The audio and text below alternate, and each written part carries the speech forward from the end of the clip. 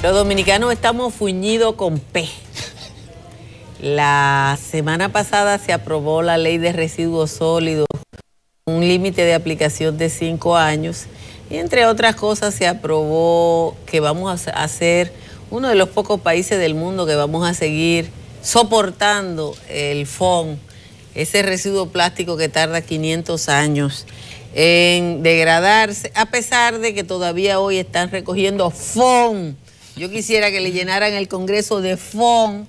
Pero vamos a hablar de basura. Aquí está nuestro urbanista de cabecera, Marco Barín. Hemos hablado 200 veces de basura aquí. Sí, en realidad ya yo he hablado en otras ocasiones de la situación del Gran Santo que hemos Domingo. vivido en el Gran Santo Domingo y que se expresó la semana pasada, no solamente en la gran cantidad de inundaciones que recibimos en la ciudad, sino también el cúmulo de basura que se presentó frente a Montesinos y frente al Fuerte San Gil, que siempre ha ocurrido. Sí. Lo que pasa es que esta vez fue mucho más por un tema bien específico del puente flotante que se movió, pero esa no es realmente la causa. Hubo dos situaciones. Sí.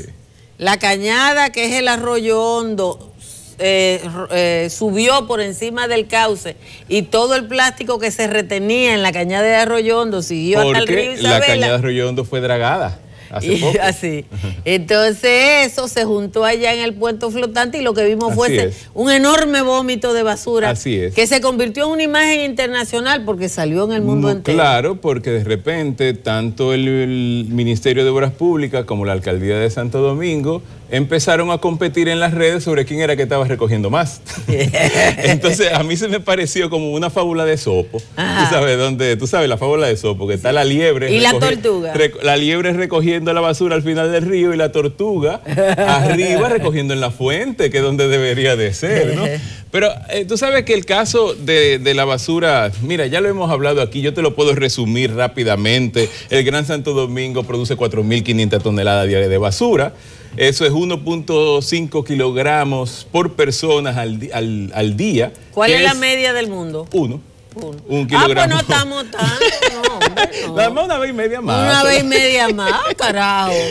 Mira, solamente el 6% de la basura en la República Dominicana se recicla. Y de ese 6%, 1.5% solamente es en la fuente, o sea, en el lugar donde se produce. Sí, eso es uno de nuestros problemas, porque el reciclaje en el vertedero no es ni siquiera reciclaje. Exacto. Entonces, ¿pero qué es lo que pasa? Mira, ya te lo resumí el problema. Duquesa debió haber cerrado en el 2010 y se había anunciado hace 20 años que debía haber cerrado en el 2010 porque era inoperante. Ya estamos en el 2018 y todavía todos los años discutimos lo mismo. Y yo he venido a este mismo programa a hablar del problema de Duquesa. Pero tú sabes que yo me encontré con algo ayer en Twitter. Tú sabes que nosotros que participamos tanto en Twitter, que yo creo donde está como el fondo del asunto. Parecería no tener nada que ver, pero sí tiene mucho que ver. Yo hice un comentario en Twitter sobre un evento que se hizo en el Malecón de una compañía privada que hizo un festival gastronómico. Sí. Cerraron las calles del Malecón, cobraban... Aquí lo anunciamos. Cobraban 300 pesos para entrar, o sea, una familia de 4 miembros pagaría 1.200 pesos para entrar y después consumir ahí adentro. O sea, que había que tener 5.000 pesos. Había que tener 5.000 pesos una familia típica. Sí, porque si tú gastas 1.200 y después cada uno consume... Imagínate. Entonces, pero eso está bien, no hay problema. Yo no tengo problema con esa compañía. Yo soy súper estricto. Yo considero que el espacio público es espacio público y debe ser accesible para todos, pero tampoco quiero que la gente predique lo que yo pienso, sobre todo porque aquí la ley no está muy clara respecto a eso. Pero el espacio público en manos de una empresa privada tiene que garantizar un mínimo al ciudadano. Exacto. Entonces, ¿qué ocurre? No importa. Ese fue un comentario que hice por al margen de que, oye, ¿cómo yo me voy a gastar ese dinero para ir ahí?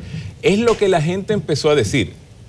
La reacción. Las reacciones de las personas fueron tales como, primero, algunas que tienen que ver un desconocimiento total de lo que es espacio público. Hay gente que dijo, que en el Cop Center se paga entrada. Sí, pero eso es una empresa privada. Que en el cine se paga entrada, que en el Play se paga entrada. Mira, eso es desconocer lo que es el espacio público y el tipo de empresas o negocios que pueden utilizar el espacio público para determinadas cosas.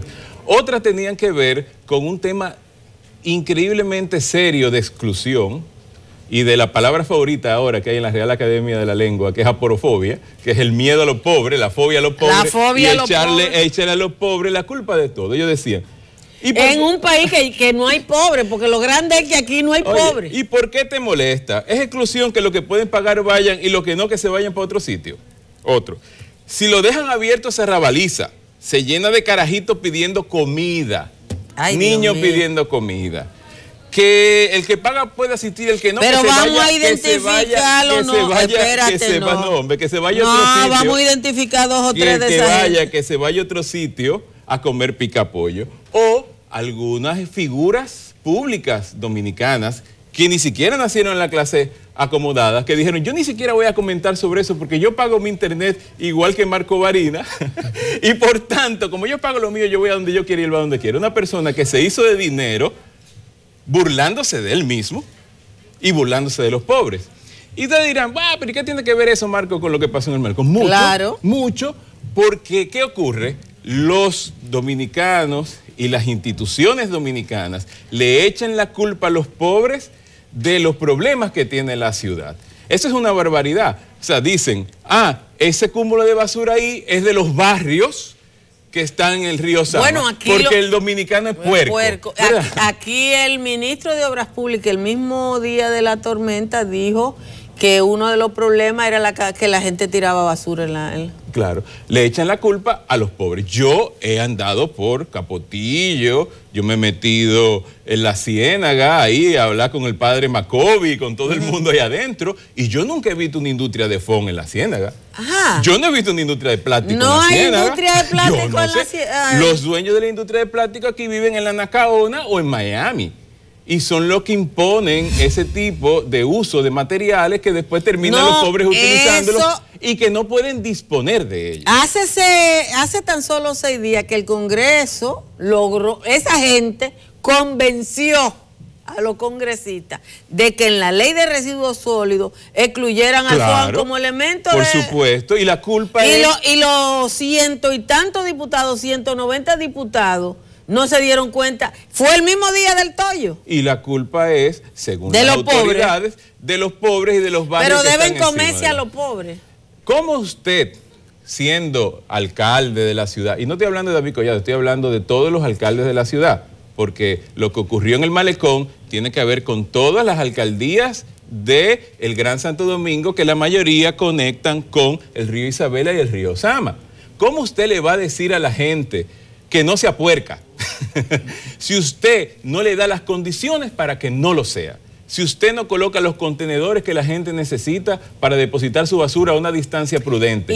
Si usted anda por la calle, hoy yo puedo caminar por cualquier sitio en la ciudad de Santo Domingo y me tengo que meter la basura en los bolsillos porque no aparece un zapacón en ningún sitio. ¿Cómo usted le va? Primero usted pone las condiciones y después le dice y le exige a los dominicanos que no tienen basura en la calle. Yo vine del Centro de los Héroes con una botellita de agua en la mano, de la marcha por el derecho a la vida y a decidir de las mujeres, y el primer zafacón lo encontré en la parada de los motoconchos de aquí. Ahí. Yo supongo que esos motoconchos son ricos, porque ellos tienen una funda plástica colgada de la mata de Juan I y toda la basura que ellos producen, ellos la echan ahí. Ese fue el zafacón que yo encontré. Sí. Y tú sabes lo peor de todo esto, que las autoridades le echan la culpa al ciudadano, y lo peor es que los ciudadanos queremos creernos eso, porque viene de los comentarios que me hicieron en Twitter sobre el evento del Malecón. Los ciudadanos nos queremos creer que nosotros somos los culpables de los problemas de saneamiento que tiene esta ciudad. Yo no creo que el ciudadano... No somos los culpables. Yo no creo que el ciudadano quiera creer o no que es culpable de eso, porque lo que tiene es una campaña permanente en los medios de comunicación, primero de gente que no razona, porque que no sabe de políticas públicas y que está en los medios de comunicación diciendo para lo que le pagan, o diciendo cosas sin el más mínimo asidero. Entonces se lo dicen. Yo siempre pongo un ejemplo.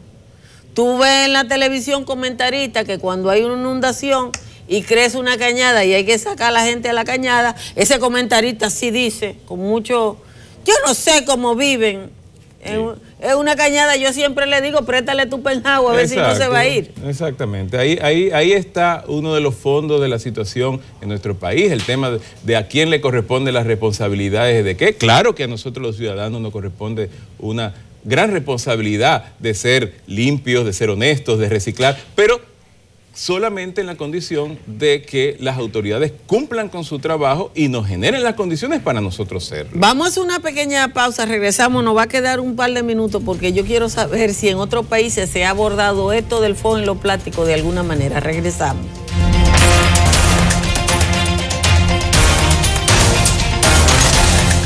Marco, nos quedan 2 minutos. ¿Alguna ciudad de América Latina parecida a nosotros ha abordado este tema con algún éxito que le pueda servir de referencia a las autoridades? Muy pocas. La realidad es esa, la realidad es que el tema de los plásticos y del fondo es un tema mundial. O sea, tú has oído hablar de la gran isla de plástico que está en el Pacífico. Esa isla de plástico del Pacífico no es producida por los países pobres, es producida por la mayoría de los países ricos que rodean el Pacífico. O sea, el problema del fondo y el problema del plástico y el uso del plástico de un solo uso, que es el plástico realmente dañino, el plástico el calimete que tú chupas y lo tiras y lo botas, no que lo reutilizas. Entrevistamos el viernes a una gente de una empresa licorera mundial que decía que su apuesta era eliminar el calimete. Exactamente, pero es uno de los aportes importantes, pero es un problema mundial, no es exclusivo de la República Dominicana, es un problema que se está enfrentando a nivel global, que incluso hay agendas internacionales que están asumiendo el tema precisamente por el impacto que está teniendo esa isla de plástico, que es más grande que muchos países flotando en el océano Pacífico, ¿no? Por tanto, el problema nuestro es un problema nuestro y debemos asumirlo como un problema nuestro, no como referentes. O sea, nosotros tenemos que entender que la basura que nosotros producimos es responsabilidad de unas autoridades en específicos y es nuestra responsabilidad como ciudadanos aportar lo que podemos aportar para que ese tipo de basuras no llegue a los lugares. Si usted puede, en vez de usar un vaso plástico, por ejemplo, de fondo, para llevarse un jugo al trabajo en el carro, que mucha gente lo hace, lleva un vaso plástico, pero que usted lo va a fregar después en su casa y volverlo a usar, use ese. O compre una botella de vidrio, compre refresco en botella de vidrio, porque esa es otra. La Coca-Cola, Nestlé y Unilever no están en capotillo. No.